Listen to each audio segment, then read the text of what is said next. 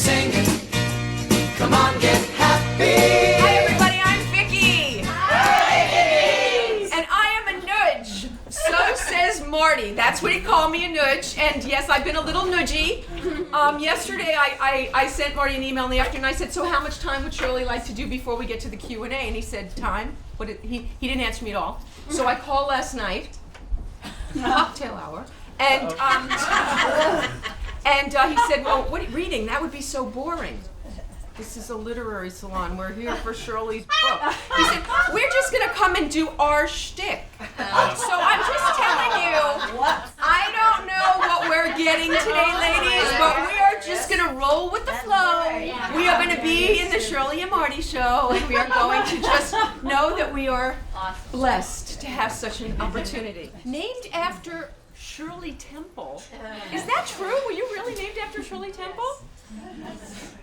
Shirley, Shirley more than fulfilled what must have been your parents' desire. She was singing, dancing, and a thespian sweetheart. She was started when she was 6. And by 12, you were classically trained. You were training classically. Just out of high school, Shirley landed her first Broadway show, South Pacific. Within a year, she landed the lead in the film Oklahoma, for which we have all. Shirley returned to Broadway for the stage production of Oklahoma and then was back in Hollywood for Carousel.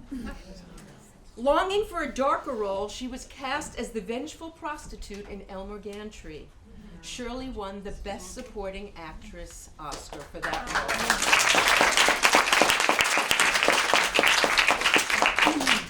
Next, back to good Shirley. She was cast as Marion the librarian in The Music Man, and oh my God, The Music Man. Okay, on television, Shirley became a star for a new generation.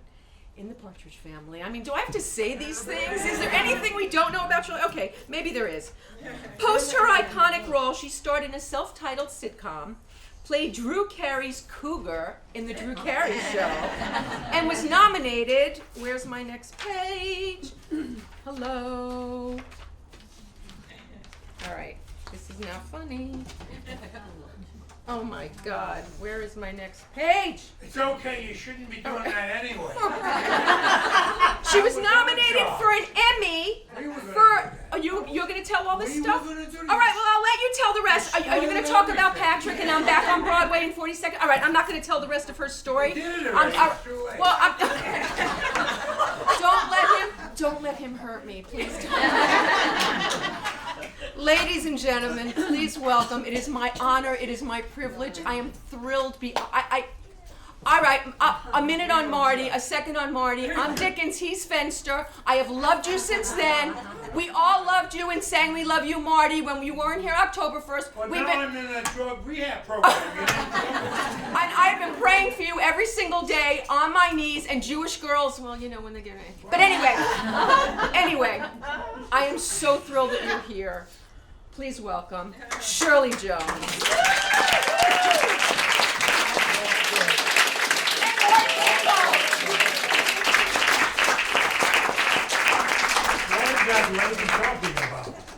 What is that lady talking about? You should read the directions she gave us here. How we ever got here is a miracle. We ended up in Tijuana. No, I talk first and then I introduce you. Very little though. Very little? Wait, I have to fix the blinds or it's going to look bad behind you. Where did I bring my luggage? Why did you want to take it? No, it's a change of underwear. I have no idea why. Hey, give it to me. I'm not giving you anything. Excuse me. You owe us for those directions to Tijuana. Oh my God, I was expecting a large theater. This is where Anne Frank lived.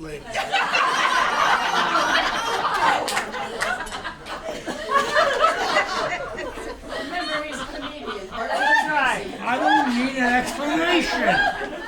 One of the best. We could have gone here. We had a choice. We could have gone to one other place. We had an invitation. Life Achievement Award for O.J. Simpson. Boy, they turn on you fast. Shirley, I guess she did all those things you said, but it was the way it happened. You know, she had no idea in the world. Show business, schmo business. God gave her a good voice, you know, but she was going to be a veterinarian, and that was it. She was determined. She had her application in the East to be a vet, and she went to New York with her father and mother, and stopped off 2 weeks before she was going to continue to Boston to be a vet.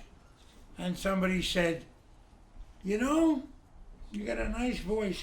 They're doing auditions down at the Helen Hayes Theater for every so often. There's so many Broadway shows.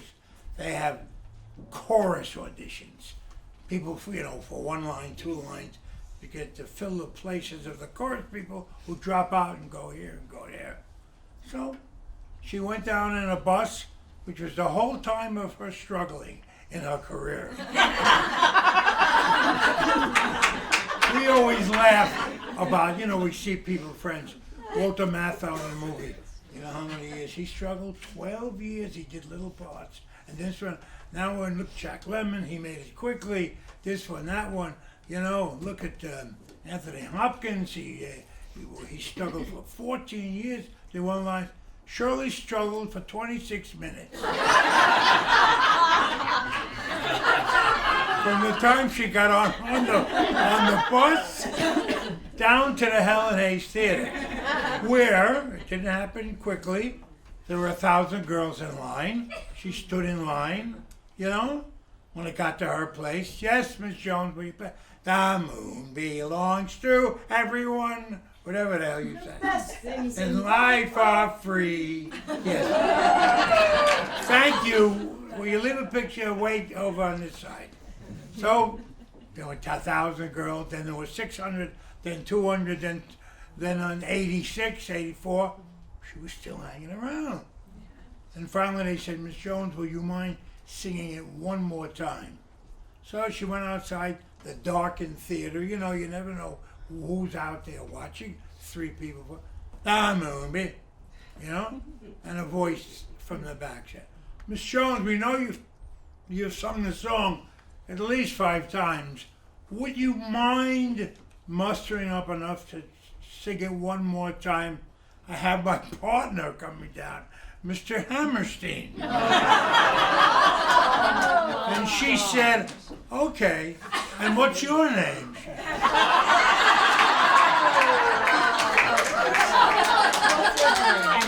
Richard Rodgers will never forget that moment when this bozo said, who are you?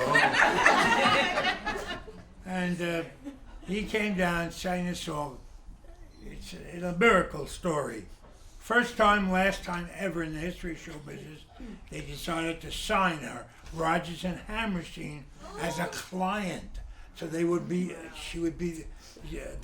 her managers. Imagine being managed by Rodgers and Hammerstein. My luck, my manager was Sid Rappaport. And he was, you know, he was a delicatessen man. So she had the best right away. And she was upset because she couldn't go to vet school. So that's really termed her life. She really thinks that this happens to everybody. You know, she went right to Hollywood where everybody was testing for Oklahoma.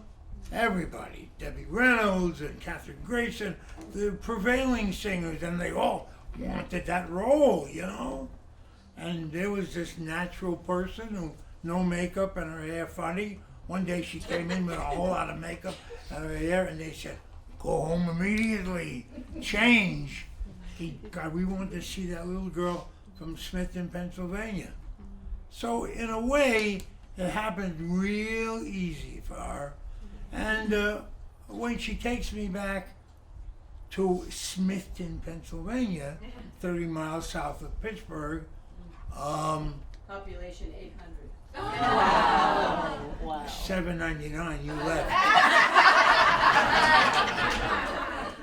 And people say, "Hey Shirley, hey Shirley, hey Shirley." Not because movie star. Most of them remember her. You know, I swear to you, and it's very unlike Hollywood. I could let her off. I could have let her off right there. She would pick up life where she dropped it off. The detour of Beverly Hills is all BS for Shirley. She really has her priorities where nobody has them. You know, family. She loves a tree. There's a UPS man she's in love with that I know. Her grandchildren. She has 12 grandchildren. And basically, that's what's important to her. Because, we have friends, Shirley MacLaine and Debbie Reynolds, blah, blah, blah, blah, blah. They want to die on the boards, on stage, because that's where they have to be. And if they're not working, you don't love me, you don't love me. What's her name? Oh, you like me, you like me. Shirley could give less of a crap. All that. When we run that little piece of film of Shirley getting the Academy Award, and she comes up there and she says, "This is the happiest day of my career," I always say to her, "Why didn't you give it to him, all of it, and say, 'This is the happiest day of my life'?" Everybody says that. They give that. She says, "It wasn't the happiest day of my life.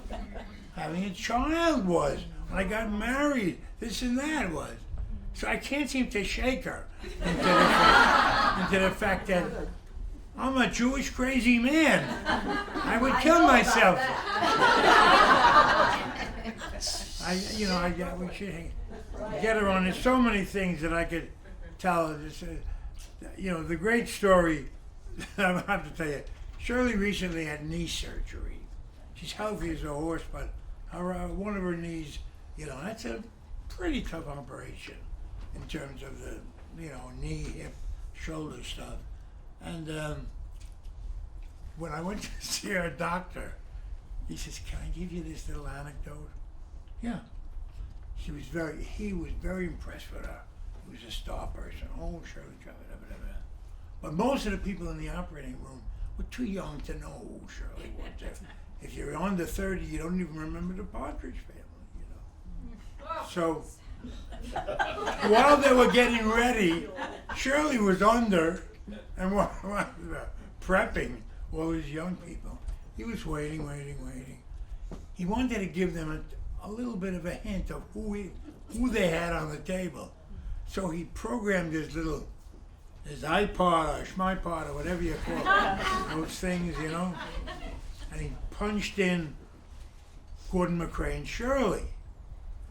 And from his machine came, this, the beauty, "If I love you," the song coming out, and everybody turned around, and he said, "That's who's on the table."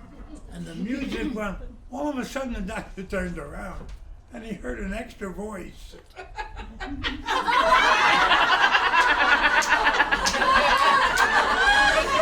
Shirley, in a deep sleep. I sang all the way through. She went, "If I love you." The doctor didn't know what to do. Time and again, she sang her song. And that's, very special lady. You look at her. That is 80 years old.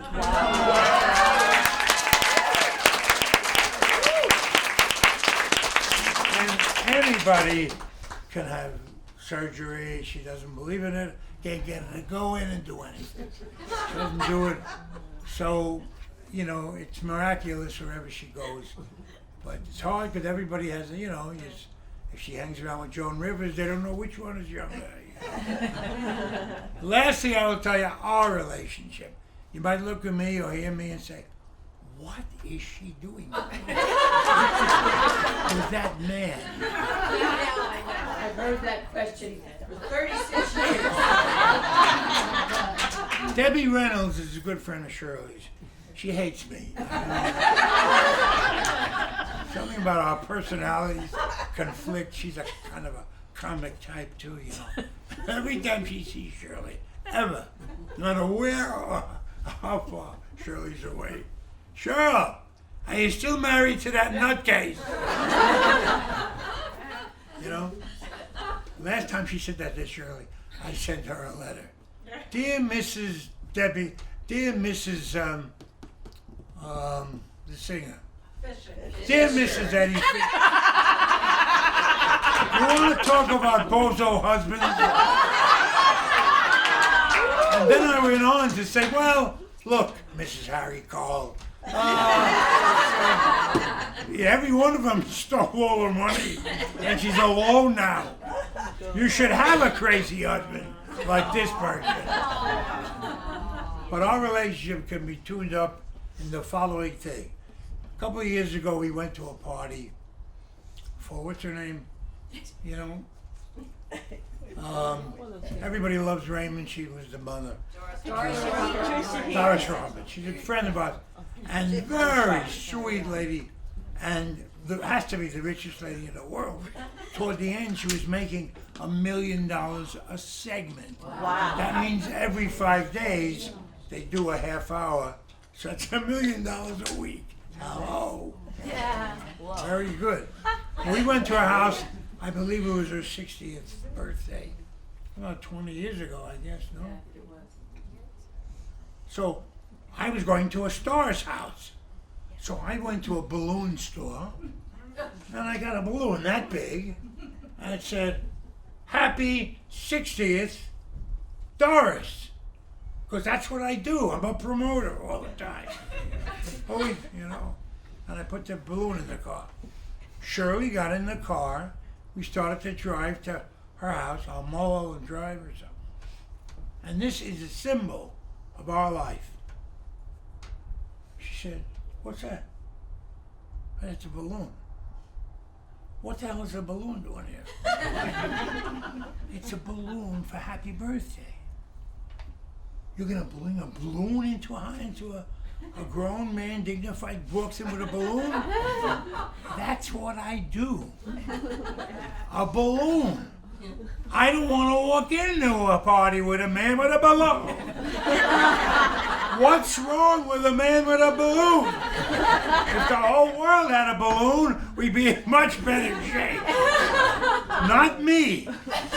If you don't mind, park the car. You go in with your balloon.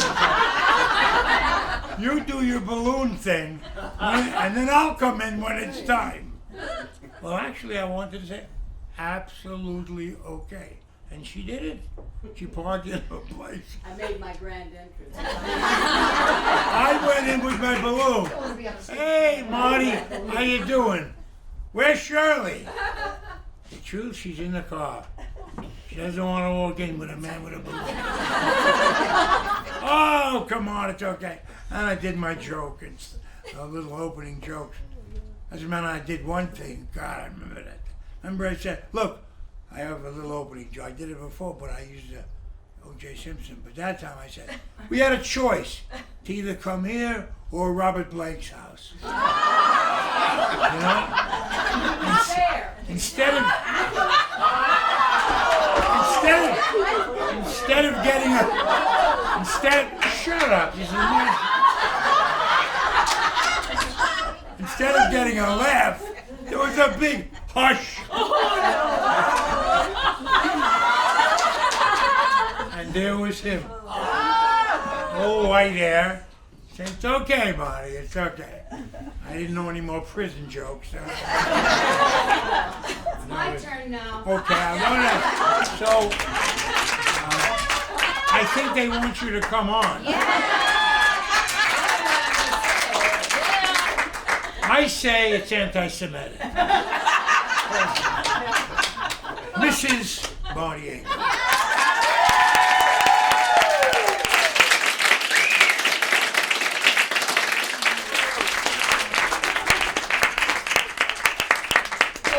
the truth, I don't know why I'm here, and I don't know what I'm going to say. You know, I guess, as Marty said, you know, I have a book out, and you know, it did very well, still doing well. And it's kind of, it's real, yeah. Show and tell. Where's the balloon? It's, if somebody had asked me to write this book 10 years or 20 years ago, I would have said, absolutely not, no way, you know, I mean. But when I was asked this time, Simon & Schuster came to me and said, we'd like you to write your life story. And I thought, you know what? My life story is not the show business story. My life story is something else. And if I really am going to do it, I'm going to tell the truth about all of it. And I did, you know. A lot of friends said, Shirley, what's the matter with you? I mean, listen, I'm going to be 80 years old. If I'm going to do it, this is the time to do it. To say I had a real life besides show business, you know. Besides playing Laurie in Oklahoma and Julie in Carousel, you know, that I had a real life. And, you know, speaking of husbands,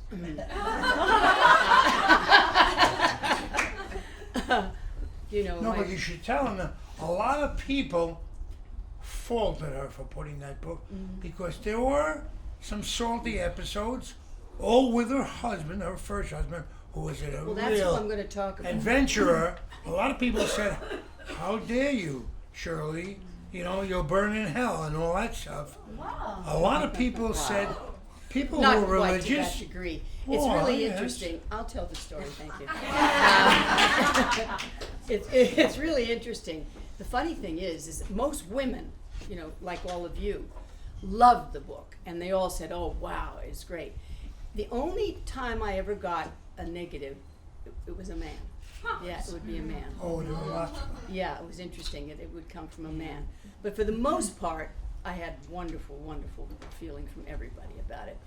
And as Marty said, you know, most of the book is about my marriages.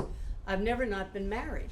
I was married 18 years to Jack, 36 to him. And so it's all about that. It isn't about me having affairs on the side. It wasn't that kind of book. But it's about my affairs with Jack Cassidy, my husband. Yes, that's when it started. That kind of thing, because he was an incredible adventurer. man, an adventurer. Yeah, in every area. You know, very handsome man. Women adored him. Men adored him. Marvelous actor. Wonderful singer. You know, we sang all over the country together. And worked together a lot, you know, and he taught me an awful lot about everything, including sex, and that's what it's about as well. but everything, you know. He helped me with my singing voice. He was incredible about being an actor, you know. He helped me in that area. We loved working together, you know, and If they had come 15 years earlier, they would have been the Nelson Eddy and Jeanette MacDonald. Oh, yeah. Because but by the time they were together, that whole musical thing was gone as far as Hollywood well, was that kind of concerned. music. But we went on. We played Las Vegas, you know, 3 or 4 times together. We had a show called The Marriage Band, and it was a choreographed show. We had singers and dancers, and I'd be on one side of the stage, he'd be on the other, and we'd sing songs about being married. A lot of them being married together, you know. And the audience loved the show. We toured with Wait Until Dark, the play. I played the blind girl, and he played the villain, you know. So we did a lot of work together, and the book is about, first half of the book basically is about my relationship with Jack, and about giving birth to my 3 sons, and being the stepmother to David Cassidy, you know, who I met when he was, I guess he must have been 7 when I met him. And it was a very delicate, difficult situation because, you know, he didn't know who I was, didn't want me in his life, and it was very hard for him and for me, you know, for a long time. And that's where Jack made his big mistake, by just dropping his son like a hot potato and really abandoning him. So, and he got a craziness that David Cassidy has now. He can be forgiven if it's possible, because he never had a father, and that was a tough It was call. very difficult for him, very difficult. But then I had 3 sons with Jack, you know, Sean, Patrick, and Ryan. And fortunately, the brothers became very close, you know, they were very close brothers. And, you know, as Marty said, David's having his problems now, which we're all very concerned with. But hopefully he'll take care of that. We're hoping and praying that he's going to do that. Because his brothers really care about him. They're very close, very close. Well, the 3 children, to the extent with which they have Jack in them, they're a little flaky and talented but crazy and addictive, you know, to things, you know.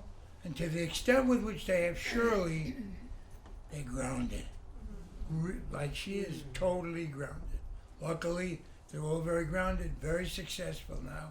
And she really has... And I have 12 grandchildren. I'm an only child. How about that? I'm an only child and 12 grandchildren. And they all live close, you know.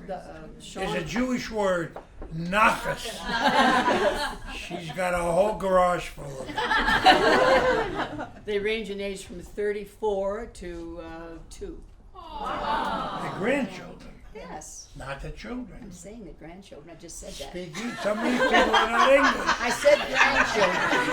Okay. There are some foreigners Would here. you shut up and let me Those are grounds for an annulment, you I'm know. getting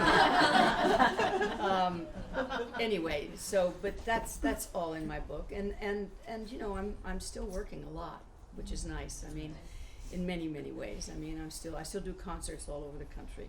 Wow. So I'm still singing, which is I hope I hang in there. It's not easy when you're about to be 80 years old to do that. And next year, Patrick, my middle son Patrick, and I are taking a tour of the Music Man out. A concert. I'm going to be Mrs. Caye, of course. He's going to play the lead. And, you know, we will sing together at the end, which we have done before.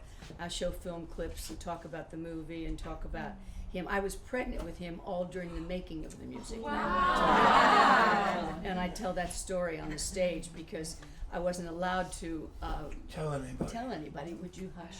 I wasn't allowed to tell anybody. And you know, so I found out 3 months into filming that I was pregnant. The director said, just don't worry about it. We'll do everything we can to help you. We'll build a corset and we'll keep pulling you in. Patrick said, I have a flat nose today. But he said, my nose is running. I have one request. He said, don't tell anybody. Well, that was not going to be easy because this was my second baby. And I had 10-pound babies. So I did as I promised. Well, toward the very end of the shoot was the footbridge scene, you know, where we sing the beautiful ballad and have the one and only screen kiss in the film. And here we are, Bob Preston and myself, arms tied around each other, eyes closed, all ready for that great big kiss. And all of a sudden, Bob opened his eyes and he stepped back and he said, what the hell was that? Oh, my God. I said, that was Patrick Cassidy. Well, the addendum to this, you know, of course, Patrick was very eager to meet the great Robert Preston for obvious reasons. And they happened to be doing a benefit in New York together. So Patrick went and knocked on the dressing room door, and Bob opened the door and he said, oh, Mr. Preston, I'm so excited. I'm so happy to meet you. My name is Patrick Cassidy. And with that, Bob stepped back 3 steps. He said, oh, no, we've already met.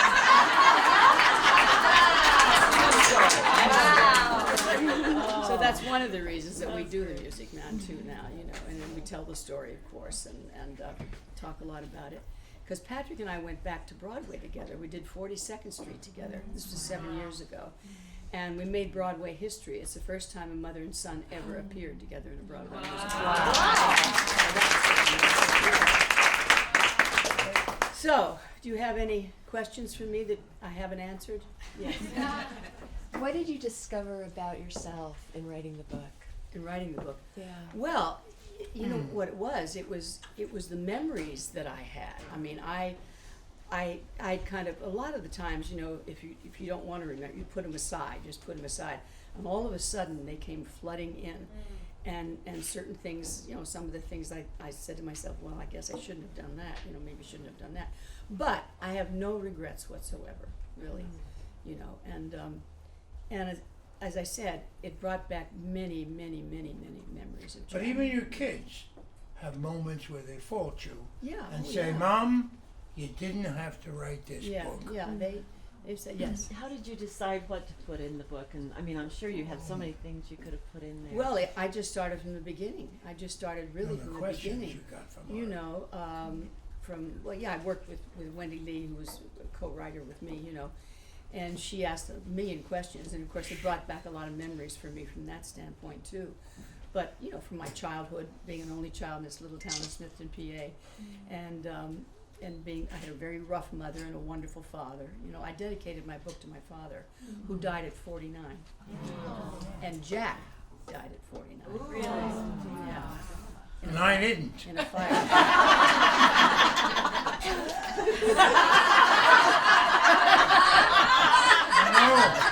No. Wendy Lee, who you know, just kind of closed herself off with Shirley and asked her all these questions. That was a very tough time for Shirley. Her first question was, you know, Shirley worked with everybody, from Brando A lot to of leading men. Sinatra Actors. and Jimmy Stewart. She really worked with everybody. And Frank went, don't tell me you didn't sleep a little bit with Frank Sinatra. Or don't tell me you didn't roll around. You didn't roll around in the hay a little bit with Burt Lancaster and you know, Robert Preston and Jimmy Stewart and you know, Fonda and all those other people. She said, no, I had people I did, but not them. Yes. Somebody asked me on Facebook to ask you about Burt Lancaster specifically. Well, he was incredible. You know, I just did, they just showed on Turner Classic all of his movies, and I narrated them all. You know. Yeah, for him, yeah. Well, Burt, you know, as a result, I would not have had the career I have now had it not been for Burt, and that's the truth. Because I was a musical person, and if you were a singer or a musical person, they didn't think of you as an actress. You were not an actress, you know. So my career was virtually over when they stopped making musical motion pictures, because the European market was not very receptive anymore to the American musical.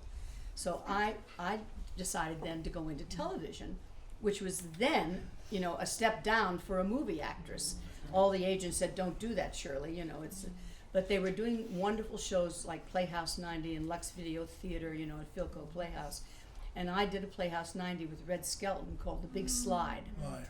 And Burt Lancaster saw that show. And it was an 1.5-hour live show. And I played an alcoholic sunshine girl in the Mack Sennett era. Anyway, he saw that show. And I was in San Francisco doing a nightclub act with Jack Cassidy. We were working up at the Fairmont Hotel. And I get this phone call. And I answered the phone, and he said, is this Shirley Jones? I said, yes. He said, this is Burt Lancaster. I said, sure it is. Sure. And I hung up. My joke. I hung up. Well, fortunately, he called back. And he said, Shirley, this is Burt Lancaster. I said, oh my gosh, it is. He said, listen, when's your day off? And I said, this coming Monday. And he said, would you please drive down? I want you to meet our director, Richard Brooks. We're doing a film called Elmer Gantry. Yeah. And he said, go get the Sinclair Lewis novel and read it before you come. He said, I want you to meet Mr. Brooks because I would like you to play the prostitute in this film. Lulu Baines. And I said, oh my gosh, okay, I'll be there. Well, I got the book, I read it, I was just entranced, and I got there, and he introduced me, and Brooks didn't want me at all. He wanted Piper Laurie to play the part. And he was very adamant, but see, Burt was co-producing the film, and fortunately, he won out. He said, you got, 3 days later he called me, he said, you got the role. I didn't even have to read for him. I didn't have to do no screen test or anything. So, but then Burt had one request. He said, Shirley, I want you to come, because Richard Brooks shot in sequence, you know. He shot the way the movie ran. He said, I want you to come to the set every single day, no matter where we are, even if you're not working. I'll have lunch with you, and I want you to watch all the other actors, Gene Simmons, you know, and wonderful, wonderful actors, all of them. And I want you to watch what's going on and watch the direction, Mr. Brooks. I did that, and so every day. Well, finally, my first scene came up that I had to shoot, and unfortunately, for me, I thought, the hardest scene I had in the film, which was a scene in the House of Prostitution where I tell all the girls how I met Elmer Gantry, you know. He rammed the fear of God into me so hard and so fast I never heard my old man's footsteps. That was the famous line. That line changed show business.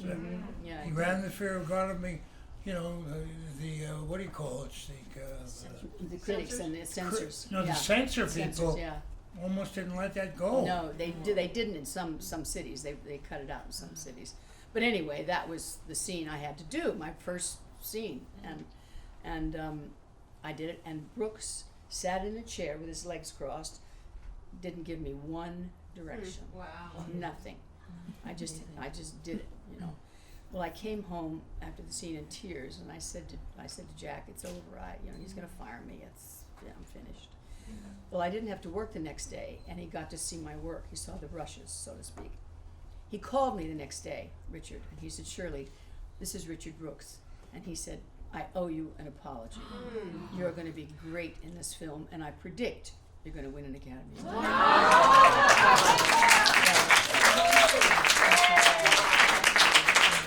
And I went on to do another film with him. You know, we became great friends, and I adored working with him. He was a great director. He married Gene Gene Simmons. Simmons. Out of that film. Yeah. Wow. Yes. In the book, it feels like you went from small town life to celebrity life, like Marty described Yeah. really quickly. And you were beautiful, you are beautiful, and it felt like everywhere you turned, you expected someone to make a pass at you, but you had very strong will. And what's the advice that you would give to people, or women especially, on how to comport yourself when someone's coming on to you and that's not what you want? Well, you just have to be strong. I'll tell you the one thing that was difficult, because as Marty told you, I was under contract to Rodgers and Hammerstein, and they were my mentors, you know, they really were. I mean, and when Richard Rodgers, after I signed the contract and did Oklahoma, and then was about to do Carousel, he invited me up to his office. I went up, and he said, "Sit down, Shirley, I want to talk to you, you know." So I did it, and as I sat down, I saw him go over and lock the door to the office, right? So, I thought, uh-oh, I'm in trouble here. And he came over and he sat on the edge of the chair and he put his arm around me, you know, and he said, "You know, you're such a beautiful girl and such a wonderful girl." He said, "Do you have a boyfriend?" I said, "Oh yeah, I'm engaged." "You are?" He said, "Well, that's too bad." He said, "But you still are such a beautiful girl." And I said, "Why, thank you." I said, "I just can't say enough to you." I said, "You know something?" I said, "I feel so good and so happy here because I've always wanted a nice grandfather." And that's that did it. The arm went off. the key opened the door, and that was the end of that for him. But I did that with actors too. I mean, you know, Frank. And Sinatra invited me up to his dressing room, and he came out of the shower just wrapped in a towel. Okay, and I'm sitting there. "Oh, Shirley, isn't it wonderful?" We were doing Carousel. You know, Frank was supposed to do Carousel. No. Yes, Yeah. he was cast. Wow. We did all the Oh, pre-recordings. We did all the rehearsals. We did all the costumes. We did all the photography prior to the shooting. We were shooting in Booth Bay Harbor, Maine. And all the singers and dancers were up there working out. And it came to the very first scene for us to shoot. He was my leading man, you know. We were out on a dock, and he arrived in the car. Now I knew, as everybody knew, that we were shooting in two separate processes, regular CinemaScope and what they call CinemaScope 55, which would mean we might have to shoot a scene twice, not all of them, but some. So, but everybody knew that, and I'm standing there with the director, and Frank drives up in his limo right from the airport, gets out of the car, and he says to the director, why the 2 cameras?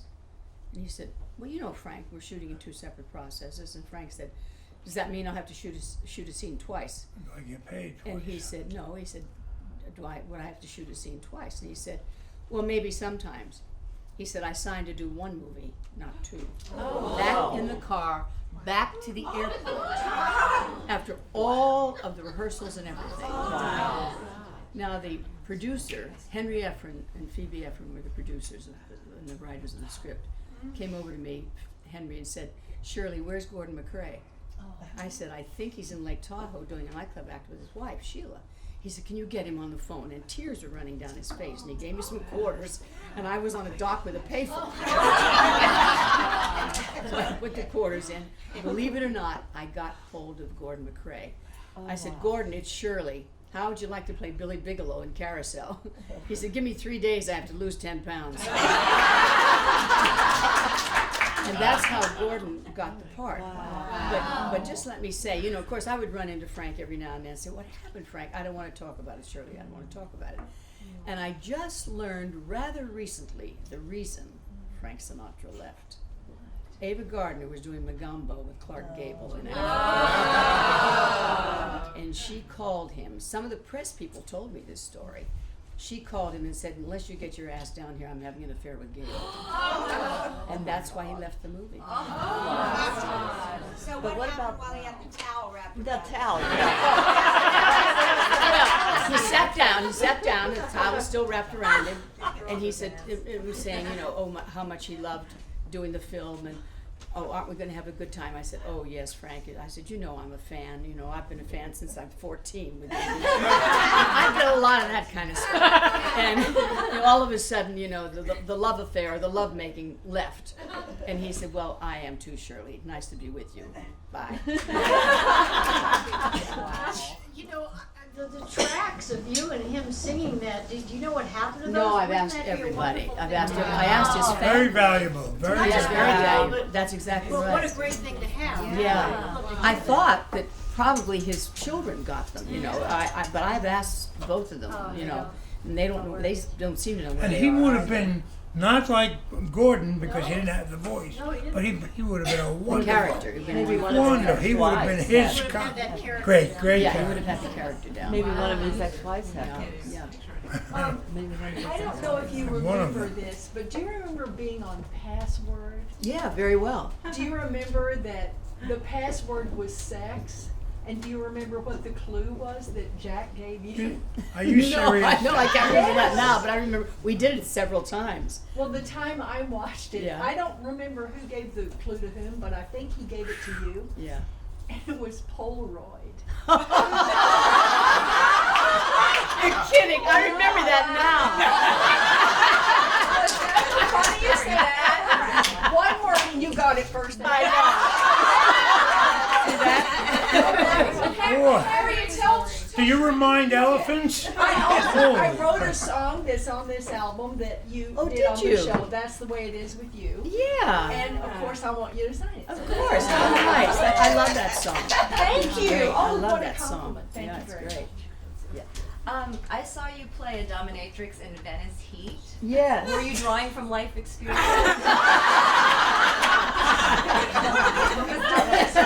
No, not so much, but I had a good time playing. You were so sexy and so commanding, and you looked great in the lingerie. And Oh, I just, good. it was amazing. That's great. Yeah, you know, since Gantry, I've had a lot of roles like that. I did a film recently called Grandma's Boy. Do you know that one? You should see that one. Tell us about it. Whoa. She has sex with a 28-year-old. In that movie, right? Nice. Yeah, it was Adam Sandler's production company, and all the guys were so great. They all direct, write, act, do everything, and it was Gilmore, great right? fun. Happy Yeah, Gilmore. yeah, right, yeah. Well, what about you two? Do you ever go on the road performing together? You and Marty? They And a lot of people. No, he's opened for me several times. Yeah. Then I can't kick him off the stage. Oh, I have to tell you this. Can I answer that question? Why once I saw her schedule, and I saw that she was working with comedians. Yeah. they had her, her doing a concert, and Shelley Berman was opening for her one time, and Jerry Lewis in Las Vegas, and I said, Cheryl.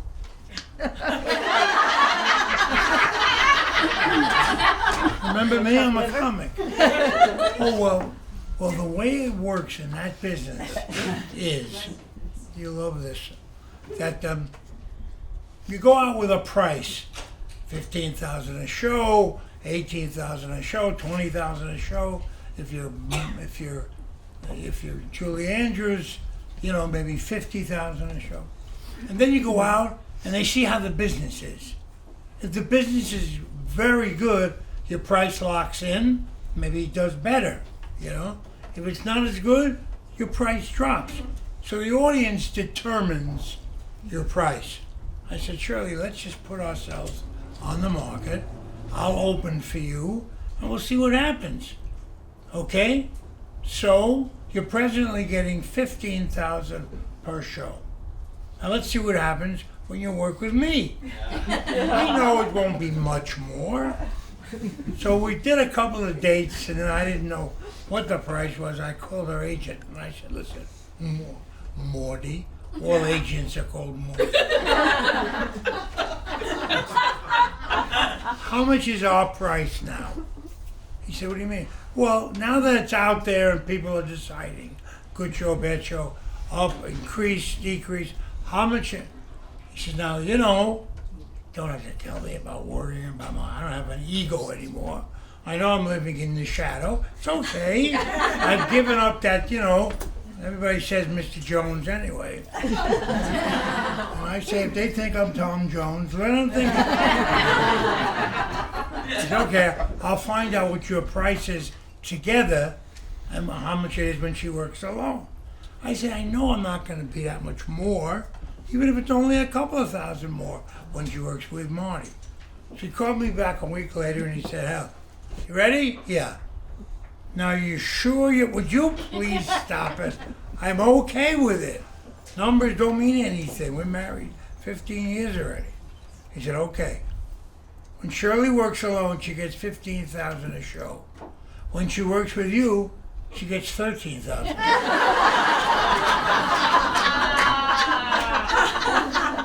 $2,000 less? And of course Shirley said, love to work with you, kid, but I can't afford it.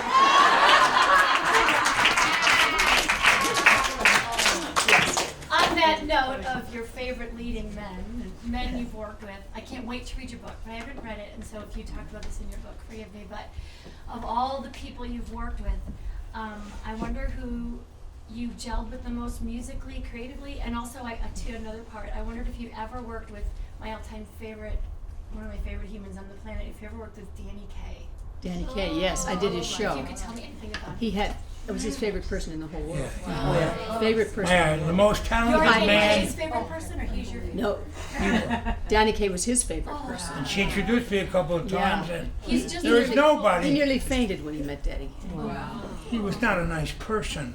So you don't see Danny Kaye festivals and no big dinner parties because he was not a warm, he was a mean guy. Danny Kaye. No, seriously. Yeah. Like a lot of comedians have dark He was a sides. Lynch, and he went to Africa and No. he started all that work. And Yeah, he did. Well, that was later on. He I had to did do his show. something. We never did a film together. But a he had brilliant his own talent. show. He was the best. Danny Kaye. nice to you. Danny Kaye show. Best. Oh yeah, he was very Could dance with Fred Astaire, could sing with Bing Crosby, could do anything the best. He was great. You sang together? Extremely talented. Extremely talented. Yes, Did you ever he's- see his dark side? Well, I saw he never did it with me. Although I was sitting in the restaurant one day and he came over and he took my sweater and he went, "Let me look at him." He hated children. He had a show with that little girl, and he hated her. Yeah, he wasn't. The good with stories kids. of him. Hey, listen, Hans Christian Andersen. performers I are not nice people. Johnny Carson had a dark side. Bob Hope had a dark side. With talent comes special. Sylvia Fine, was she nice? His wife who wrote all his Well, she was a genius. He was. couldn't leave her. She wrote I all the never stuff. met her, you know. She never came on the set when I Well, worked he there. was on the dais that I day. never met her. And I went up to him and I said, "Hey, that was his, his double talk Yeah, routine. yeah. Go away, Jew." No. He didn't He's say that. Jewish. He was very Jewish. Yeah. And he grew up in the Catskills and but he was not a nice person, but a brilliant talent. Very few The actor people that I fell who in could love go to with, you Europe. wanna know who that was? Out of all the The actor that I people, fell in love with. the one. Didn't have an affair with him, but I fell in love with him. Or drum roll. Richard Widmark.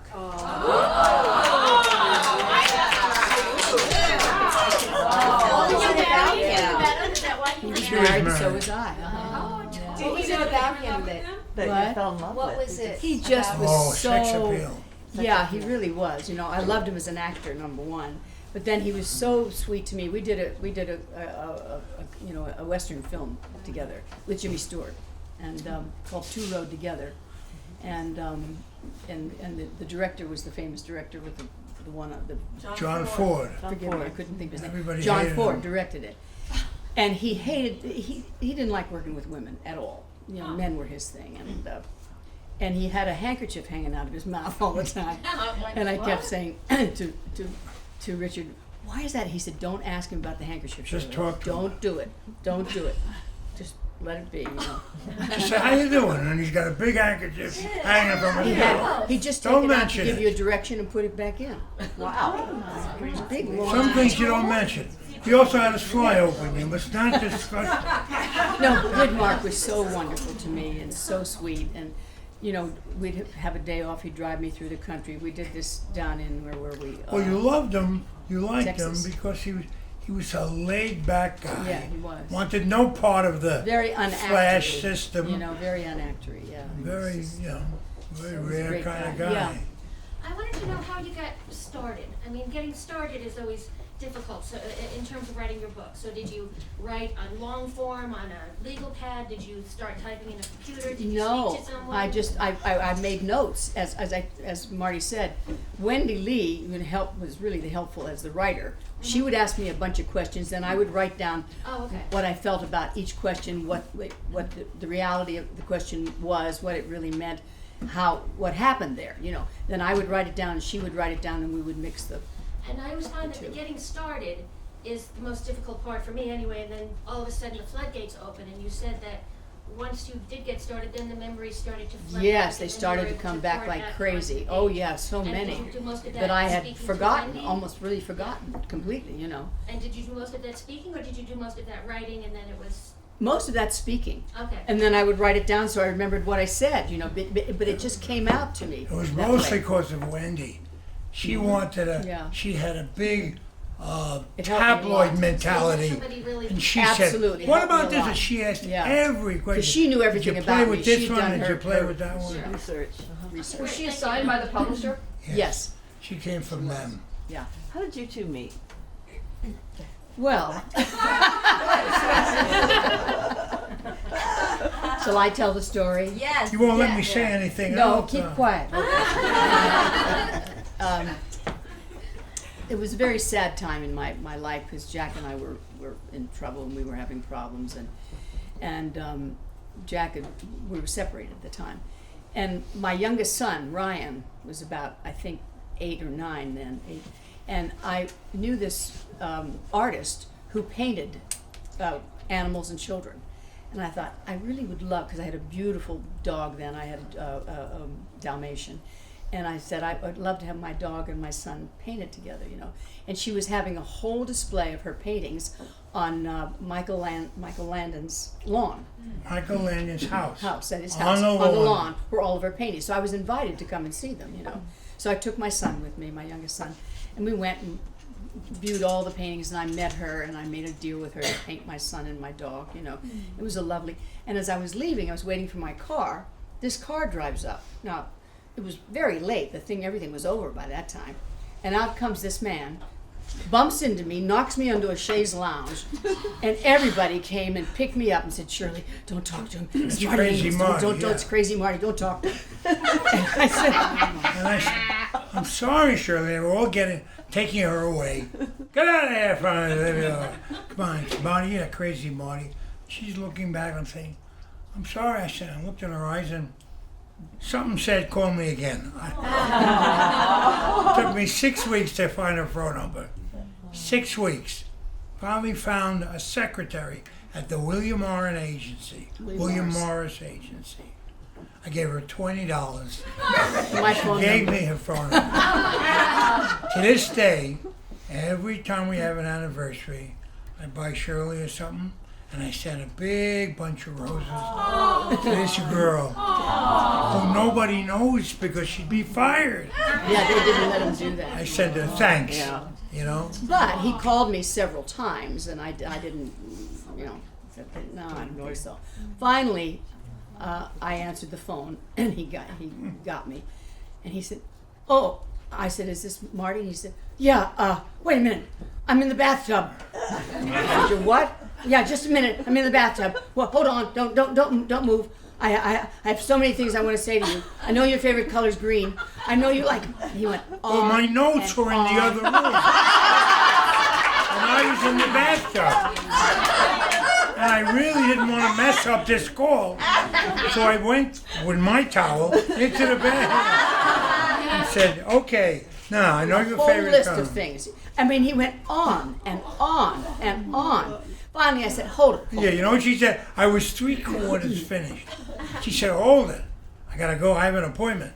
If you want to have dinner with me, it's fine with what I me. said. And I said, wait, I'm not finished yet.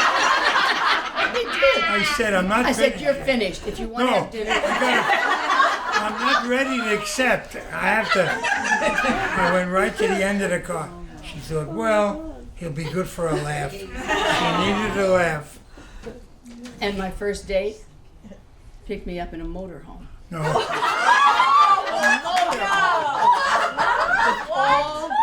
All Because I have agoraphobia. I Yes, don't he like to does. leave the house. He had two. And when I leave the house, I take some of my. But he had a dish, my favorite dish from all my favorite restaurants in Los Angeles. Wow. Because she told me what it was. Wow. So I drove to the Brown Derby, Brown Derby. in the big truck without her. One of the other I Scandia. said, give me all a the famous carb restaurants, salad. you know.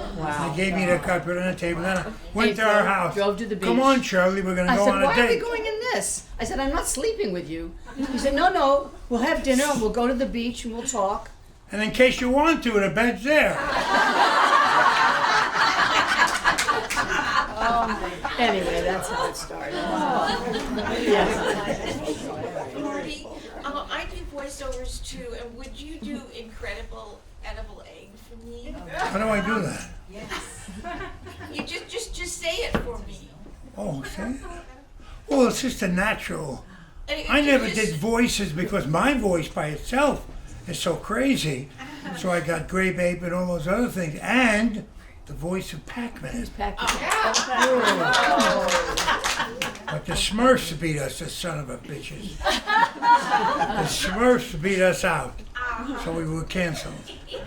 But thank God for the voice business, it saved my tours. You know, because I had that voice. So voice is hard business to get in. It's controlled by 5 or 6 people who do all of them, you know. Yep. And I stopped doing them after I met her. She makes the money. I did so. the voiceover from my book. I did all the reading. Oh, Oh, good. Well, I love your voice, and thank you for your contribution. I just love hearing your voice. I'll call you late at night. $9 I have a price. Okay. I'll give you her number. So we usually go places. We usually go places where Shirley does one-man shows, and we have a lot of merchandise. We sell a lot of stuff. But today, because you guys are supposed to be special,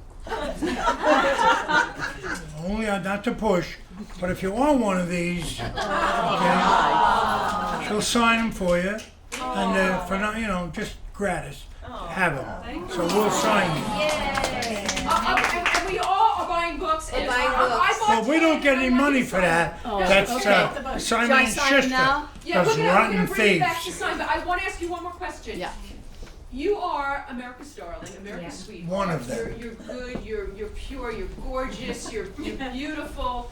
But you He's a all lousy have pretty cook. saucy women. I've heard some of that stuff. I know. And so, but at the same time, what I'm hearing from you answering questions is that you really are that good girl. I mean, you didn't have affair. No. You had the opportunity to sleep with all those men and everything. And I and yet didn't, no.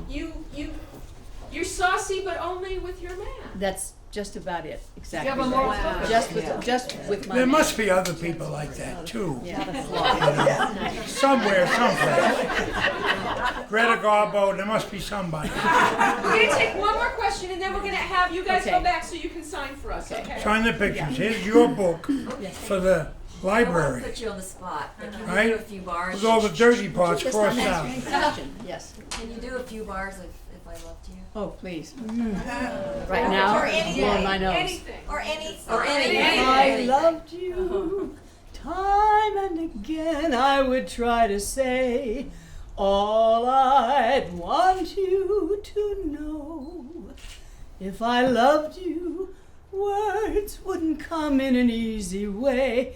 Round in circles I'd go. Okay.